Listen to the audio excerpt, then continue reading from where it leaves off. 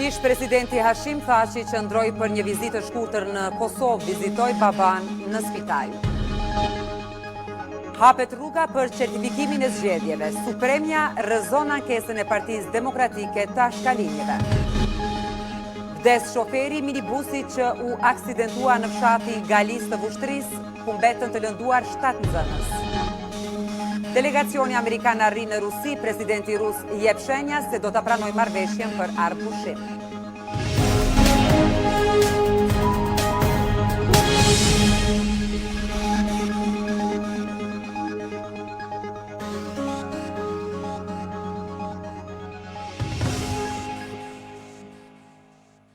Ju përshëndes të nderuar shikues, jeni me lajmet qendrore në RTK. Ish-presidenti i Republikës së Kosovës Hashim Thaçi ka qëndruar për vizitë disa orëshe në klinikën interne të QKUK-s, pasi pas refuzimit të 3 kërkesave nga gjykata speciale, kjo ja lejoi ta vizitonte baban, i cili është në gjendje të rëndë shëndetësore. Vizita e tij u monitorua nga masa të rrepta të policisë së EULEX-it e asistuar nga policia e Kosovës. Dhomat e specializuara ja kanë mundësuar ish-presidentit të Kosovës Hashim Thaçi një vizitë të shkurtër në Kosovë për ta vizituar baban e tij që gjendet i shtrirë prej ditësh në qendrën klinike universitare të Kosovës. Në oborrin e qendrës klinike universitare të Kosovës, ta shihnin Thaçin, erdhën familjar, bashkëluftëtarë e qytetarë të tjerë. E dikush po priste edhe në dritaret e klinikës interne. Vizita e Thaçit në spital zgjati rreth 3 orë. Pas daljes, ish-presidenti Thaçi përshëndeti të pranishmit. Disa ish-luftëtarë të UÇK-s thanë se i kishte marrë malli shumë për Thaçin. Kam ndigju që vjen edhe kam marrë. E 5 vite robëri është e tepërt. Pa asnjë arsye, pa asnjë shkas, vetëm që mundën më na bën këto këtë padrejtësi popullit tonë. Presidenti Thaçi është ndjenjë jashtëzakonshme gjithmonë kur e sheh, kur e nin të fol dhe në veçantë për gjithë ato që ka bërë për vendin. A të kishte marrë malli për të? Më kishte marrë malli. Unë jam një nga ata që e vizitoj zotin Thaçi, Kadri Veselin, të tjerë në Hag, vazhdimisht. Gjykata e dhomave të specializuara konfirmuan për televizionin vizitën e Thaçit. Po mund të konfirmoj, për arsye detyruese humanitare, trupi gjykues dhe gjyqtari procedurës paraprake kanë udhëzuar sekretarin që të menaxhojë një vizitë para burgimit në Kosovë për Hashim Thaçin, që të jetë me baban e tij. I akuzuari mbetet në paraburgim nga dhomat e specializuara. Për muaj të tërë, Thaçi kishte kërkuar leje për ta vizituar baban e tij, i cili ndodhet në gjendje të rëndë shëndetësore. Specialja e kishte refuzuar 3 herë kërkesën e tij, duke argumentuar se nuk kishte arsye të mjaftueshme për të lejuar një vizitë të tillë. Vizita e Thaçit në Prishtinë u zhvillua në masa të rrepta të EULEX-it, e mbështetur edhe nga Policia Speciale e Kosovës.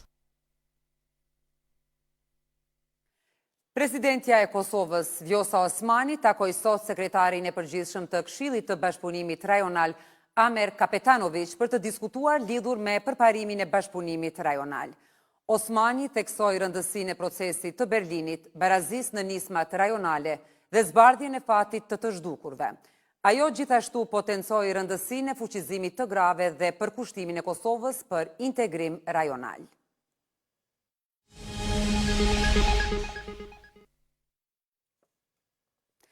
Gjykata Supreme ka vendosur ta refuzoj si të pabazë ankesën e Partisë Demokratike të Ashkalinjeve, e cila kundërshtonte një vendim të panelit zgjedhor për ankesa dhe parashtresa. Me këtë vendim, Supremja e ka hapur rrugën që Komisioni Qendror i Zgjedhjeve t'i shpallë rezultatet përfundimtare të zgjedhjeve. Ndërkohë, lëvizja dhe vendosje ka paralemruar ankesë për ta përsëritur procesin e votimit me post në diasporë. Gjykata Supreme ka vendosur të refuzoj si të pa bazë ankesën e Partisë Demokratike të Ashkalinjve dhe LPB-s, të cilët e kishin kontestuar vendimin e panelit zgjedhor për ankesa dhe parashtresa. Me këtë vendim për ankesën e fundit nga 43 ankesa sa ka pranuar këto ditë, Supremja i hapi rrugë Komisionit Qendror të Zgjedhjeve të shpallë rezultatet përfundimtare. Besojmë që brenda pak orëve, sa po ta marrim konfirmimin nga Gjykata Supreme dhe nga PZAP se nuk ka ndonjë çështje e cila është duke u trajtuar në këto institucione dhe se KSZ mund të procedojë me shpalljen e rezultateve përfundimtare, pra brenda pak orëve do të thrasim mbledhjen e KSZ-s. Shpalljen e rezultateve përfundimtare po e pret lëvizja vetëvendosje që i tha RTK se do të ankohen në PZAP për të përsëritur procesin e votimit me post në diaspor. Lëvizja vetëvendosje është në përgatitje të ankesës pas publikimit të rezultateve përfundimtare. Ankesë tashmë më e kompletuar dhe për të gjithë procesin e votimit me post dhe me fakte të reja që do t'ja dërgoj BZAP-it, në të cilën do të paraqesim faktet tona për manipulimet e kryera gjatë procesit të votimit me post.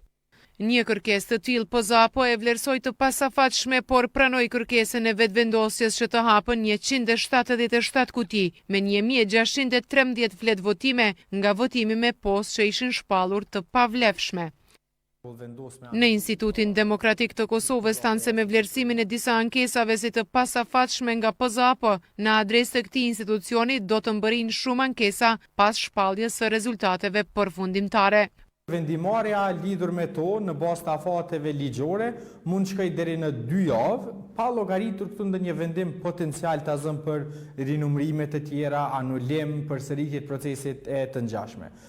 Që si zhvillime potenciale mund ta lënë Kosovën të paktën deri në prill pa rezultate të certifikuara, nëse jo edhe më larg se aq. Pas shpalljes së rezultateve përfundimtare nuk përfundoni gjithë procesi zgjedhor, pasi sipas nenit 106 të ligjit për zgjedhjet e përgjithshme mund të parashtrohen ankesat në PZAP dhe nëse pala është e pakënaqur me vendimin e këtij institucioni, mund të vazhdojë me ankimim në Gjykatën Supreme. Vetëm atëherë KQZ-ja do t'i certifikojë rezultatet përfundimtare.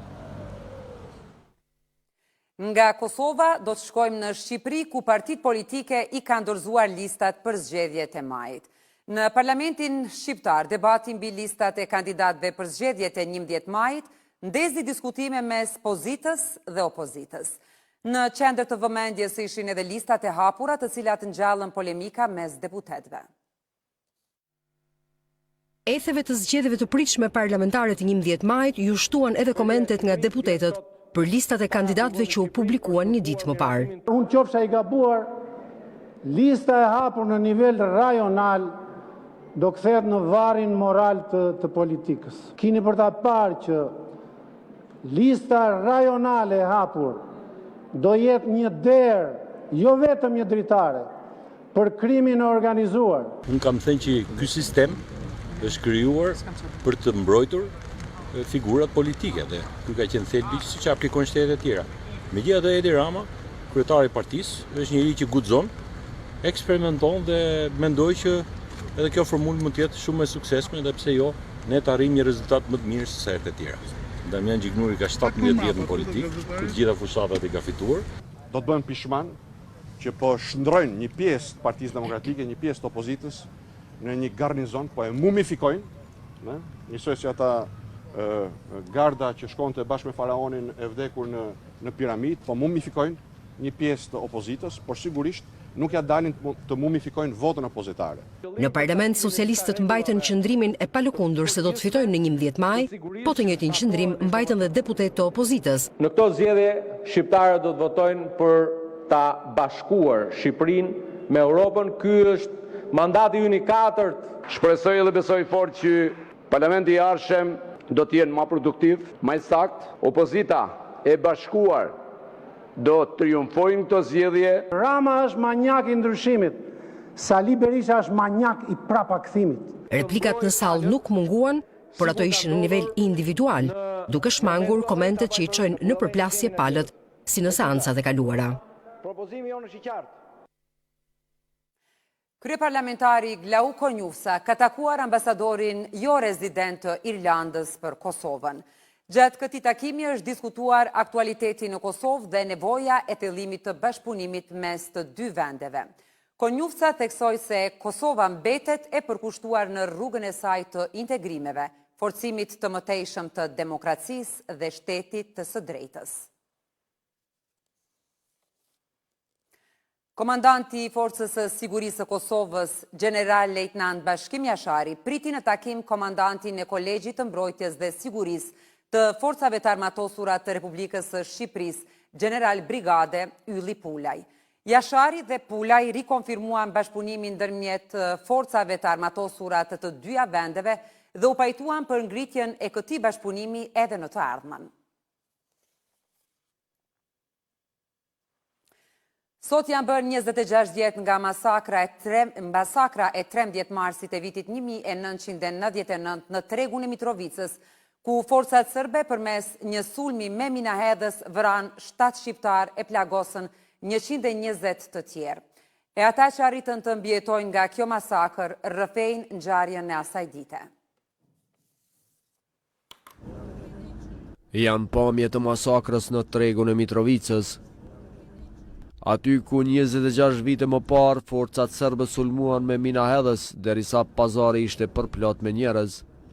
Nga shpërthimi mbetën të vrarë 7 persona, në mesin e tyre dhe fëmijë, derisa 128 të tjerë u plagosën. Dhimbjen e plagëve të marra në 13 marsin e 99-ës edhe më shumë se 2 dekada pas, ende i ndjen Azem Beqiri. Madje para pak ditësh, është nënshtruar një operacioni nga plagët e marra.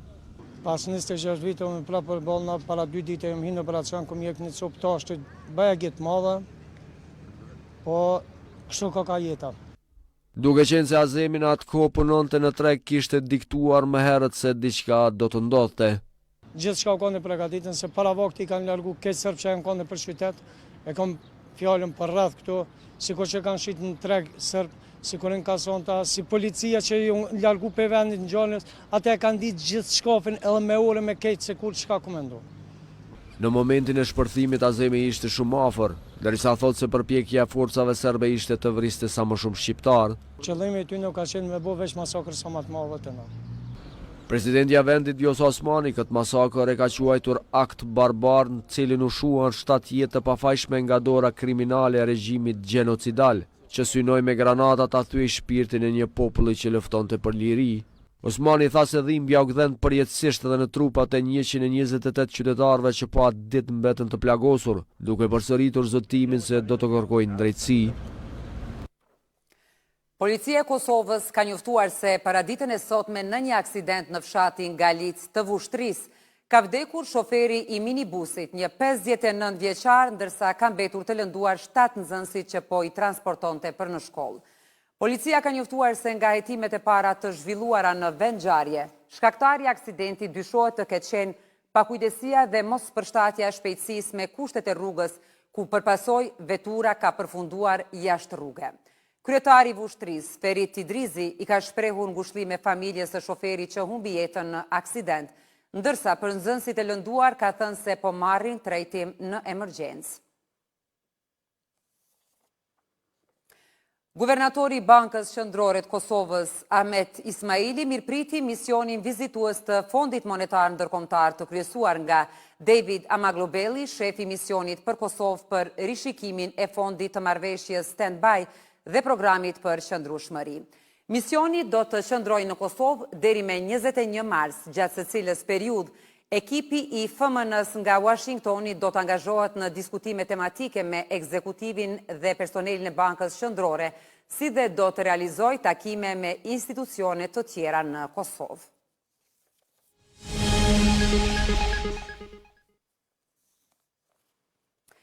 Historiani, albanologu nga Universiteti i Vjenës Oliver Smith, u nderua me titullin honoris causa nga UPZ. Ky titull nuk është vetëm shpërblim për arritjet e tij, por edhe simbol i krijimit të urave të bashkëpunimit ndërkombëtar, u tha në ceremoninë solemne të dhënies së titullit një studiuesi shkencor të huaj. Universiteti Ukshin Hoti në Prizren ka ndarë titullin honoris causa për studiuesin, historianin e Europës Juglindore në Universitetin e Vjenës, profesor doktor Oliver Smith. Vendimi për të titull shkencor u mor nga Senati i UPZ-s më 10 shkurt 2025. Arsyetim. Universiteti ndon titullin doktor nderi për këtë personalitet të rëndësishëm i cili mban meritat veçanta në dhënien e kontributit në studimet albanologjike dhe balkanologjike si dhe në promovimin e dijes dhe shkencës në nivelin kombëtar dhe ndërkombëtar të pazëvendësueshëm.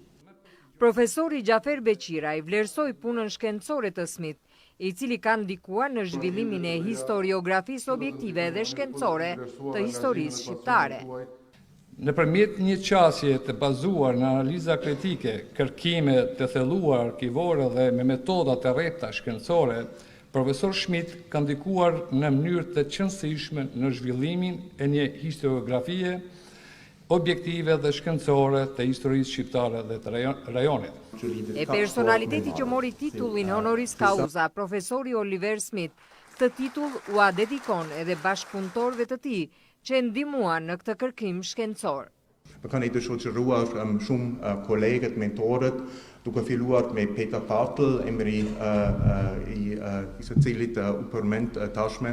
Ai ka përfaqësuar një traditë të veçantë të studimeve albanologjike në Munich. Ai me miq, me mentorë që kishte emrat shumë të njohur, nga Ecen Vlora, Zef Valentini, Arshi Pipa, Martin Zama, i cili kishte në atë kohë katedrën në Munich, më ka formuar dhe kjo është edhe një tradita e veçantë. Historianin studiuesi nga Universiteti i Vienës e nderuan edhe përfaqësues të Ministrisë së Arsimit. Është mbajtur ceremonia e inaugurimit të sheshit Erhard Busek. Aty u tha se ky shesh është një nderim për kontributin e jashtëzakonshëm të diplomatit Busek në forcimin e marrëdhënieve ndërmjet Kosovës dhe Austrisë dhe ndihmën që ka dhënë në kohët më të vështira për Kosovën. Në sheshin e Bibliotekës Kombëtare të Kosovës u mbajt ceremonia e inaugurimit të sheshit Erhard Busek. Aty u tha se ky shesh është një nderim për kontributin e jashtëzakonshëm të Erhard Busek në forcimin e marrëdhënieve ndërmjet Kosovës dhe Austrisë. Doktor Erhard Busek është një njeri i madh, një mik i madh i Kosovës, një mik i madh i yni që na ka ndihmuar gjatë kohëve më të vështira, gjatë kohës luftës, gjatë kohës kur edhe qytetarët studentët e atoj kohës nuk kanë pas mundësi të studiojnë. Ka qenë pikrisht doktor Erhard Busek që i ka hap mundësi me qindra apo mira student nga Kosova. Ambasadori i Austrisë në Kosovë, Gjorgj Shnidza, e vlerësoi lart nderimin që u bë Busekut në 3 vjetorin e vdekjes.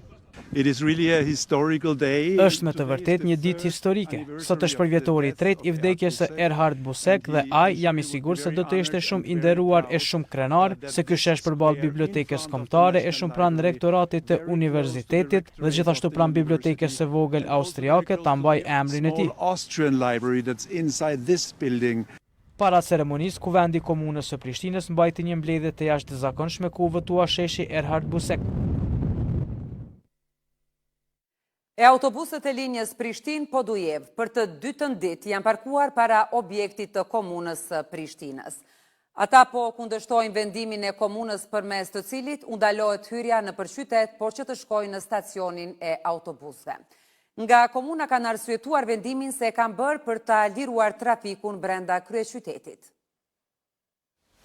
Nga e mërkura, autobuset e linjës Prishtinë-Podujev kanë qëndruar para objektit të komunës së Prishtinës, respektivisht në një pjesë të rrugës Ilir Konushevci si shenjë paknaqësie për ndalimin e hyrjes në kryeqytet.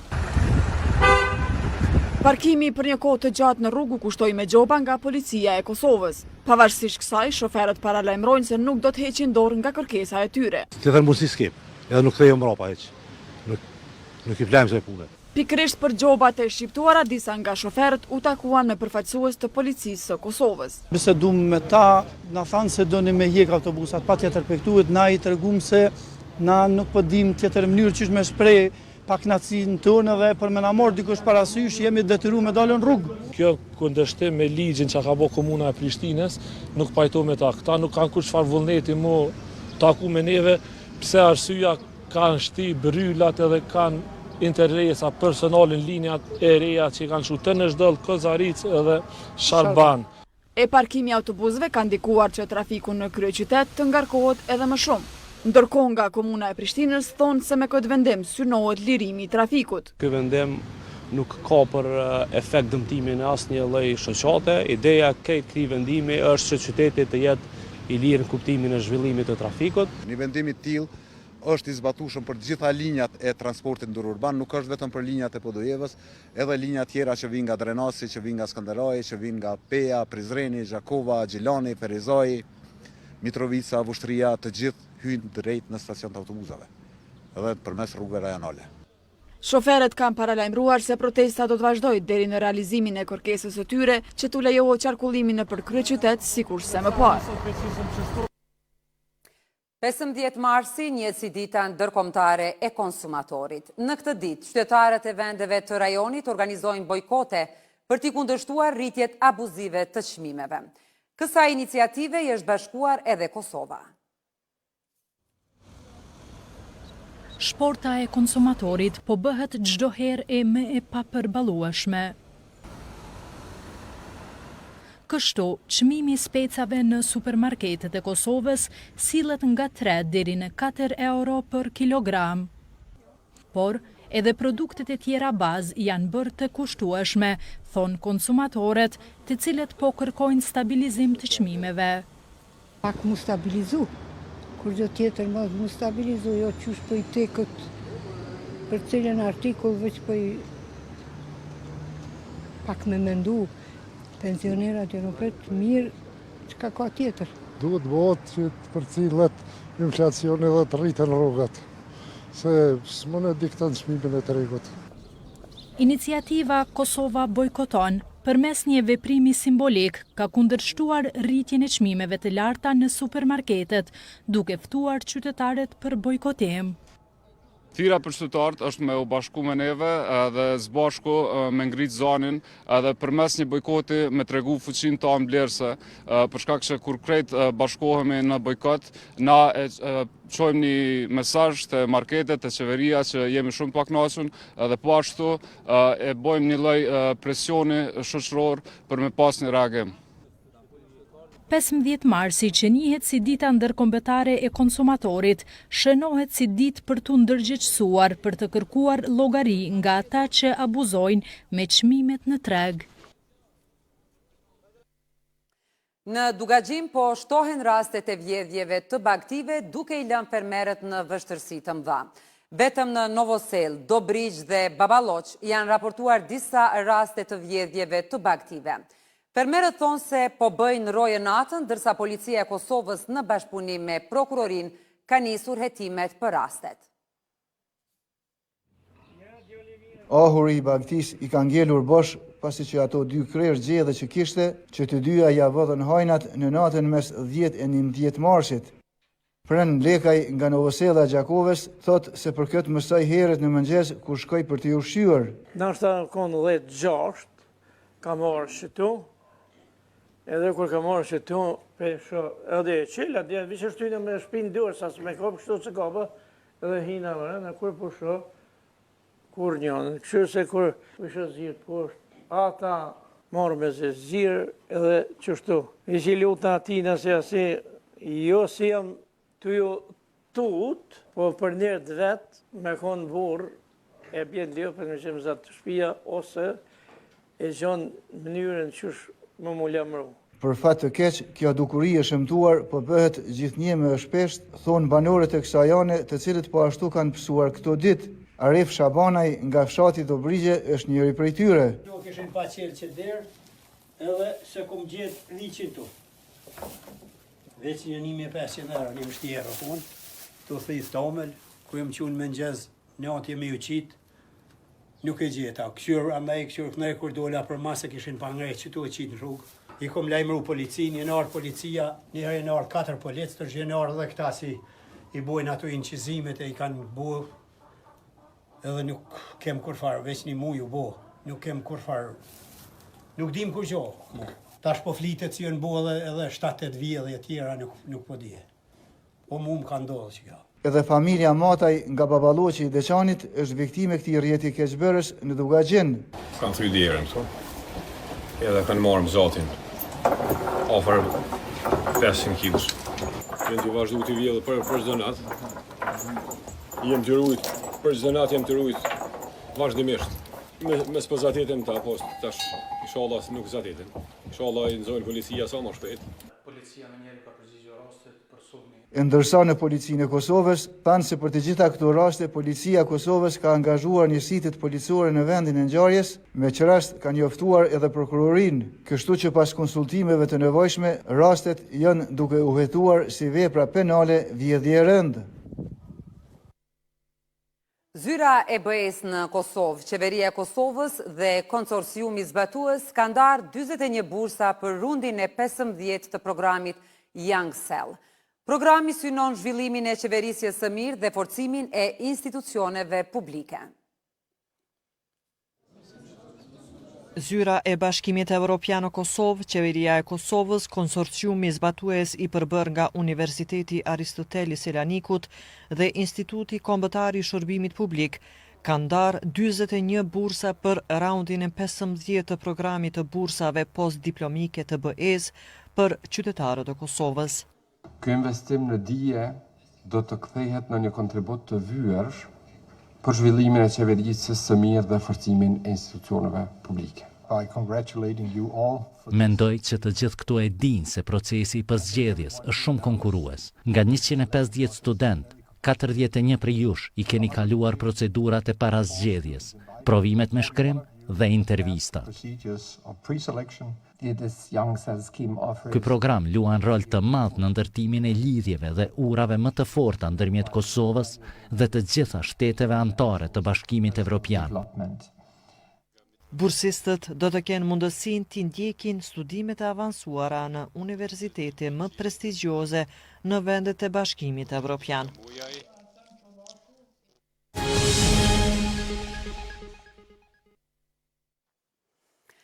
Mes të protestave masive kundër qeverisë Aleksandr Vučićit, opozita ka propozuar krijimin e një qeverie kalimtare për ta zgjidhur krizën politike.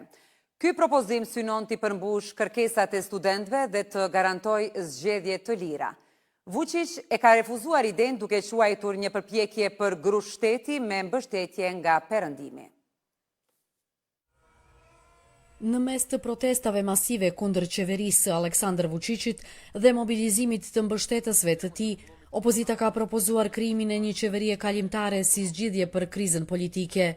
Sipas liderëve opozitar, kjo qeveri do të kishte për qëllim përmbushjen e kërkesave të studentëve, luftën kundër korrupsionit dhe përgatitjen e zgjedhjeve të lira dhe të ndershme. Po punojmë me kolegët opozitar për të formuluar një propozim për daljen nga kriza përmes një qeverie kalimtare. Ky propozim duhet të ketë mbështetjen e gjerë, sepse vetëm kështu mund të jetë i suksesshëm, tha Radomir Lazović nga Fronti i Gjelbër Majtas. Në anën tjetër, presidenti Vučić ka hedhur poshtë këtë mundësi, duke akuzuar protestuesit se duan të marrin pushtetin me dhunë. Vučić nuk vepron më si president i të gjithë qytetarëve, por si pjesë e problemit. Nuk ka një mekanizëm institucional për të dalë nga kriza, ndaj po përdor strategjinë e friksimit. Aksioni i tij për kundër miting është shenjë dobësie, jo forcë, thot Dušan Janjić, analist politik. Derisa studentët po bëjnë përgatitje për protestën e 15 marsit, edhe mbështetësit e Vučićit janë sjellë të organizuar për të marrë pjesë në kundër mitingje. Kjo situatë po tensionon më tej vendin. Vlerësohet se mënyra se si qeveria do të përgjigjet ndaj protestës mund të jetë vendimtare për të ardhmen politike të vendit.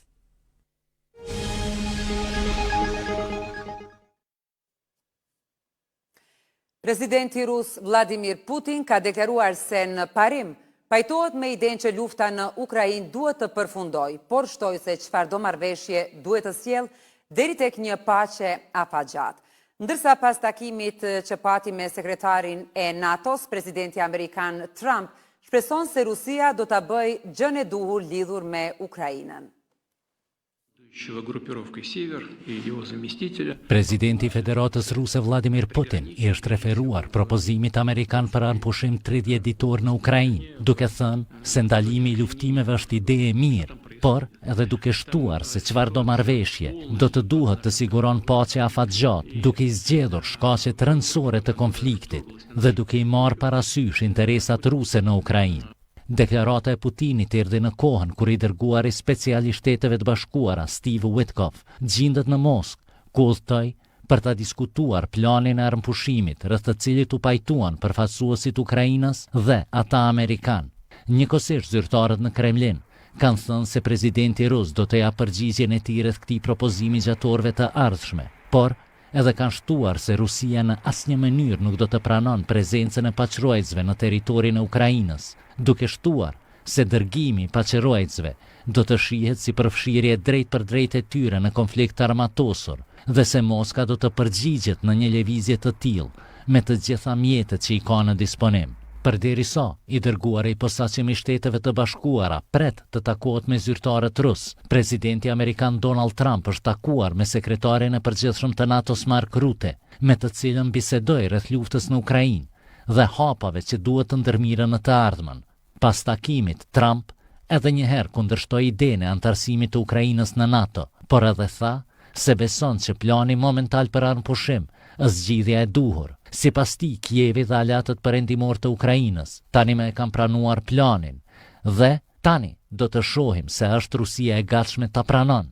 Nëse nuk është, ky do të jetë një çast të zhgënjyes për gjithë botën, tha mes tjerash Trump. Të nderuar shikues, këto ishin të gjitha informacionet e përgatitura për këtë edicion. Ju faleminderit për vëmendje, mirupafshim.